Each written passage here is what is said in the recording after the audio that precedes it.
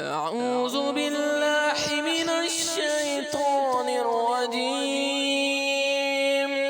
بسم الله الرحمن الرحيم. والتين والزيتون وطور سينين وهذا البلد الأمين. لقد خلقنا الإنسان في أحسن تقويم ثم رددناه أسفل سافلين إلا الذين آمنوا وعملوا الصالحات فلهم